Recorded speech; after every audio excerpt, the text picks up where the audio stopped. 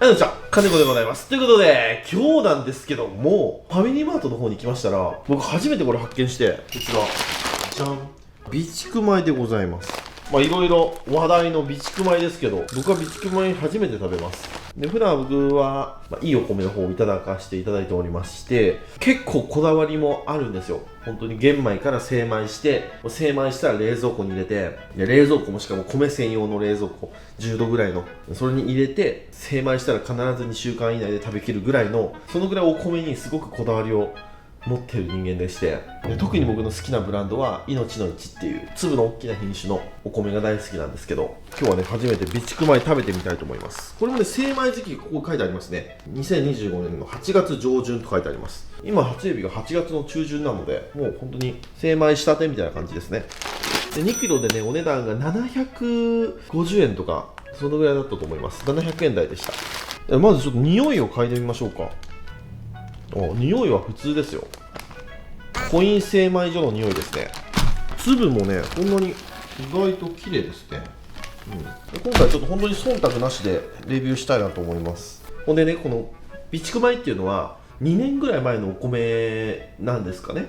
要するにココ米とかコココ米というやつですね。でココ米の特徴ってお米の中の水分が少ないんですよね。なのでそのまま炊いて食べる分にはやっぱ新米の方が美味しいなってなるんですけど、チャーハンとかお寿司とかそういった料理にする場合は意外とねココ米美味しかったりするんですよ。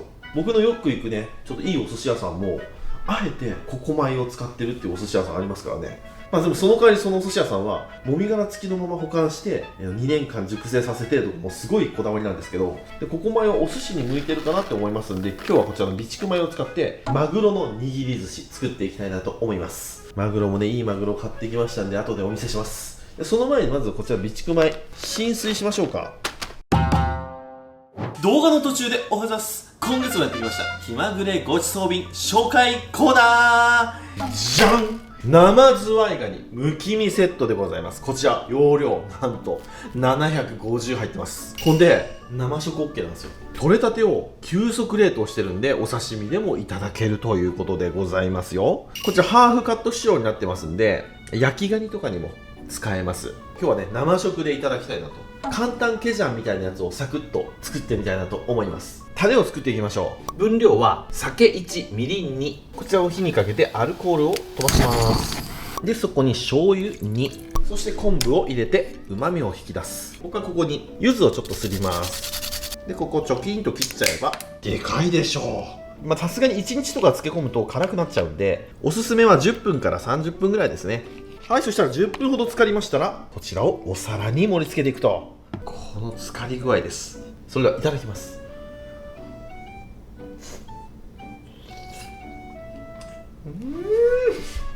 これはうまいな。すんごい新鮮なのがよくわかる。カニは池だとプリップリの食感なんですけど、冷凍すると柔らかくなって甘みが増すんですよね。でこういう胴体とか爪のところ、ここはちょっと焼いてお味噌汁にしてもいいですし、カニ鍋にしてもとってもいい出汁が出ると思いますよ。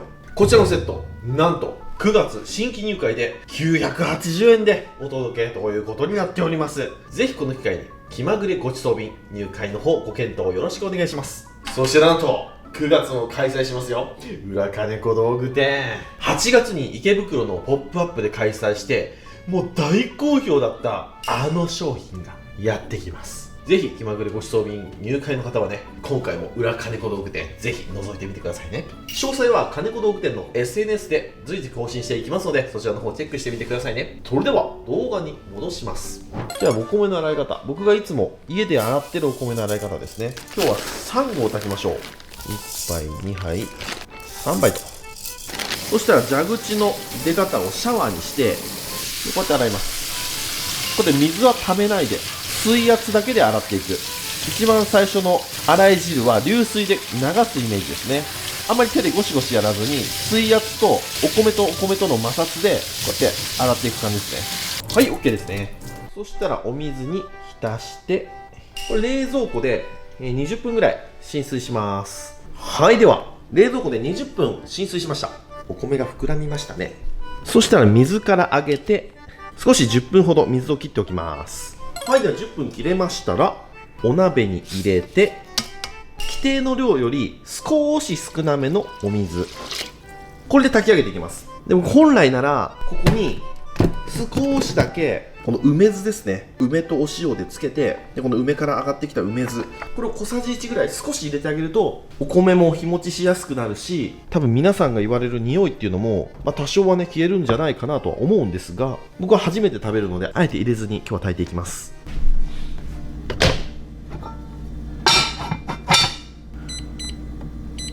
はい、 OK。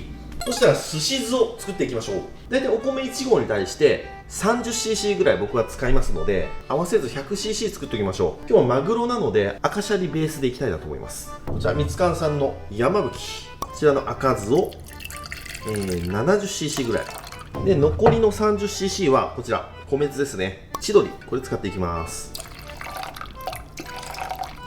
赤酢だけじゃなくてちょっとこのね米酢も入るとよりキリッとして僕はタイプ。そしたらそこにお塩小さじ1杯ぐらい、そしてお砂糖はお塩の半分、このぐらいでしっかり混ぜていきます。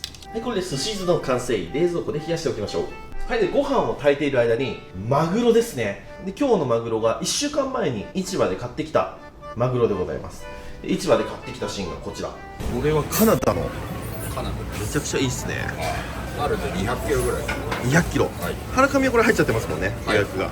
じゃあ中、腹中をそうっすね、指4本ぐらい。指4本ぐらい。お願いします。指4本。はい。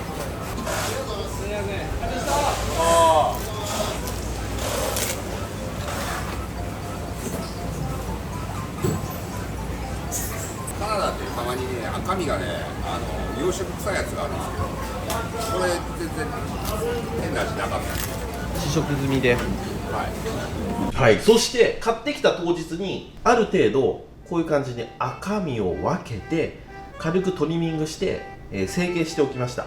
で、当日食べるものはねちょっと当日食べてみたりだとかしてブロック分けしておいたものがこちらですね。こっちが赤身、こっちが中トロですね。うわ、全然綺麗ですね。もっともっと色が変色するぐらいまでいってもお寿司だったらとろっと甘みが出て美味しいですよね。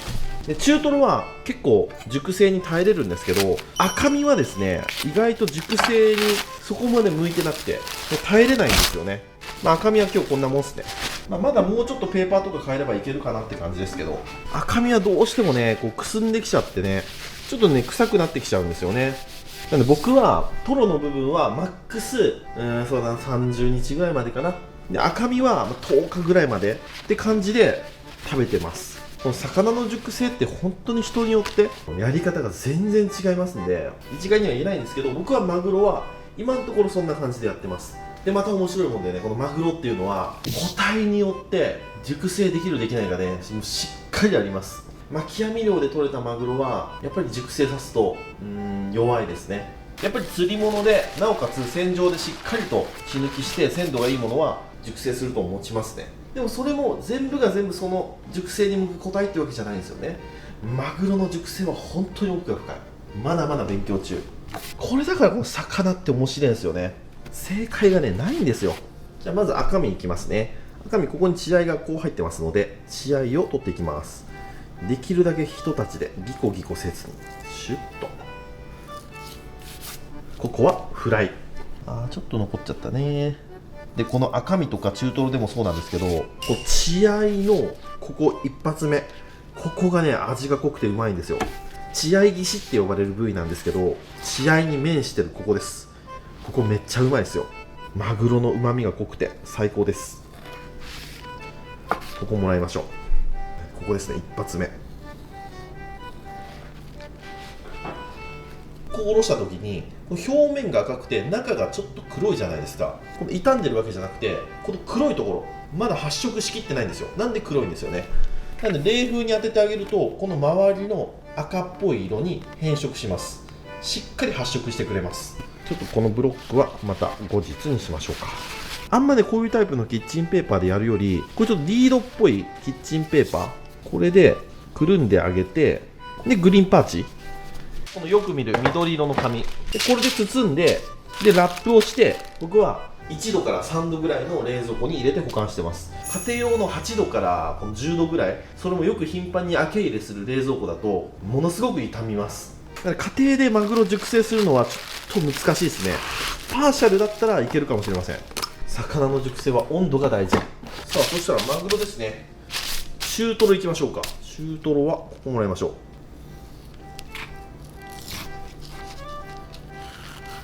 うわー、ここ好き。ここですね。ちょっとこの筋っこいところとか骨っぽいところ、ここは取っていきます。ここ煮つけで食べても美味しいし、こういうところの身をスプーンでこうねぎり取るんですよ。これを叩いたらネギトロ、本物のネギトロになります。ここです。うわー、これは美味しそう。この最高のマグロと備蓄米合わすとどうなるんでしょうか。僕ね、今日すごく美味しくなると思うんですよ。備蓄米匂い嗅いだんですけど、そんな臭くなかったですけどね。もっとひでえもんかなと思ったんですけどね。皮目は雑菌が繁殖しやすいので、僕はこうやってアルコールで開けた都度拭いてあげます。ちなみに今日のマグロが220キロのカナダ産です。お値段が1キロあたり2万2000円です。4キロちょっと買ったんで、あの塊で10万円しました。今ね、この時期に生マグロでここまでいいものをね買おうとすると、やっぱりそのぐらいします。で、お腹のドセンターのところなので高いですね。で、マグロも喋るともう長くなっちゃうんですけどね、ああいう風におろしてくれてあってブロック買いするのが高いんですけど、一番安心ですね。一本買いするっていうのは本当にリスクなんですよ。市場で見れるのはマグロの魚体と尻尾のお肉、そこしか見れないんですよ、情報は。なんで油の乗りとかはそこでわかるかもしれないんですけど、いざおろしてみてものすごい産んでたとか焼けてたとか、ジェリーミートみたいなブヨブヨしたところがあったとか、割ってみないとわからない情報ってめっちゃあるんですよ。なのでマグロ買うときに一本買いでも目で見てわかる状態、市場で目で見てわかる状態はそのマグロの 50% ぐらいの情報しかわからないって言ってましたよ。なのである程度こうやっておろされてる間違いないものを買うのが一番安心ですね。誰がマグロ1本買うんだって話ですけどね、僕ら今からお魚屋さんやるにあたってちょっとやっぱ考えさせられましたよ。やっぱ1本買いで買った方が安いんですけど、1本買いすると1回ミスったらでかいよねっていう。じゃあレーフが出ていきます。じゃあお米が炊けるまで待ちましょう。はい、炊けましたと。まずはそのままいただいてみます。わー、なるほどね。あ、うわ、違う。なんかパサってる。全然違うぞ。匂いもね、ちょっとぬか臭い。こちら、なんか粉っぽいというか。あー、いい匂いじゃない。僕、この米の匂い嗅いだ時にコイン精米機の匂いがするって言ったじゃないですか。もうそのままです。でもお米って炊き上がると甘い匂いがするんですけど、なんかそれがない。じゃあまずはそのままでいただきます。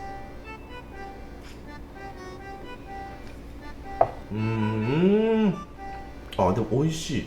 ただやっぱり粉っぽい。あ、でもお米の甘みは感じられて、ちょっと塩振って塩ご飯でいただきます。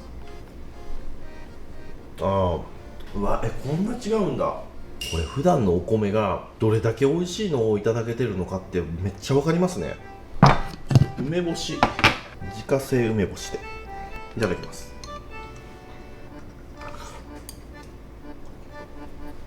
うん、梅干しと一緒に食べたら美味しくいただけました。お酢はね、熱いうちに打ちたいので、冷めてからじゃ遅いんでね、熱いうちにお酢をぶっかけます。これほんと気持ち 20cc ぐらいお酢多くても良かったかもしれないですね。あ、でもパラッパラ、すっごい馴染む。さあ、どんなシャリになるかな。あー、でも混ぜてる時に上がってくる匂いがすごいぬかだわ。いつもの匂いじゃない。あ、これ大丈夫かな。あれ、スタッフの方がね、今編集されてるんですけど、遠くの方にいるんですけど、違うよね。全然違うんだけど、一回ちょっと食べてみて。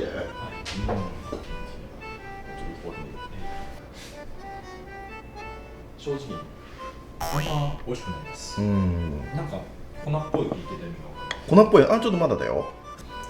酢飯。あんまり美味しくないです。マジか。いつも食べてるもんね、シャリね。はい、出されたら違うなってもう目隠ししとっても分かるぐらいです。わかりました。はい、ご検証ありがとうございます。ですね、まだマシですけどね、最新した方が。これスーパーとかのお弁当とか買ってこのご飯だったらさ、分かるね。わかるっすね。これ分かる。次これシャリ玉いただきます。あ、美味しくないです。すいません、なんかお寿司だったら美味しくなるなって思ったんですよ。美味しくないです。食べられるんですけど、とにかく粉っぽい。これ多分炊き方とかじゃねえと思うな、この粉っぽさのレベルは。ポソポソしてるんですよね。まあちょっととりあえず寿司握って食べてみましょう。まずはわさびから。これ今日わさびもマズマのいいわさびでございます。はい、そしたらマグロを切っていきます。まずは赤身から。ちょっと分厚めに3切れにしておきましょう。で次、中トロ。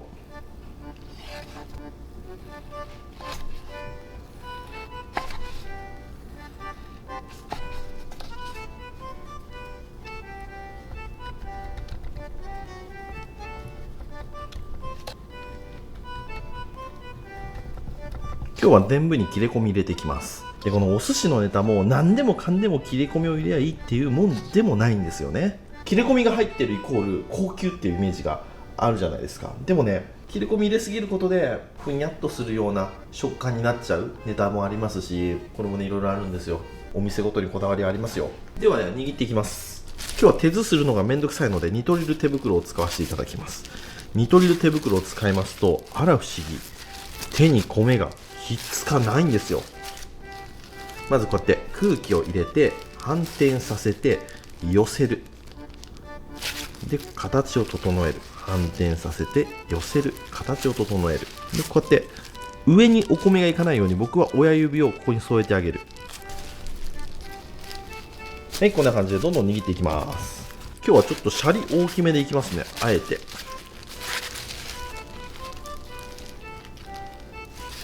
はい、これで備蓄米で作った極上マグロのお寿司の完成。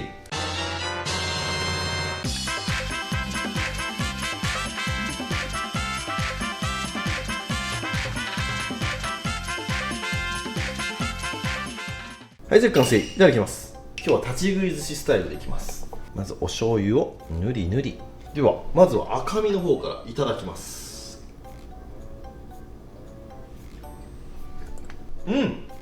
うまい。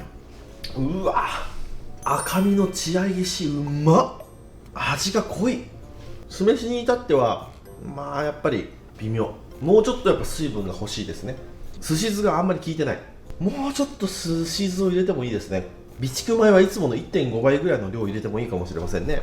じゃあ次、中トロいきます。中トロ。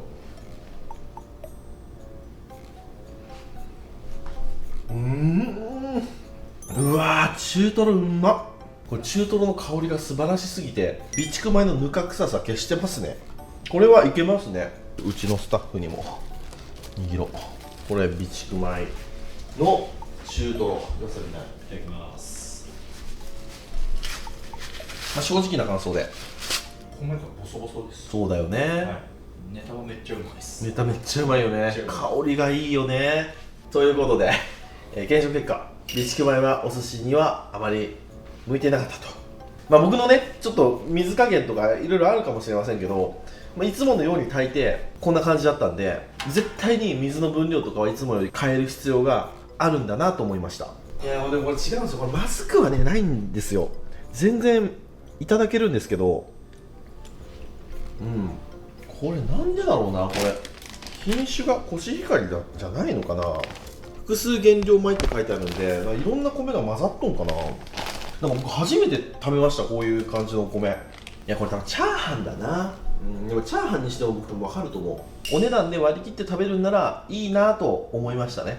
皆さんのこの備蓄米の美味しい食べ方教えていただける方いましたらコメント欄の方でぜひ教えてくださいませ。備蓄米を使ったお寿司、もうちょっとこうした方が美味しくなるんじゃないかなっていう意見もね、教えてください。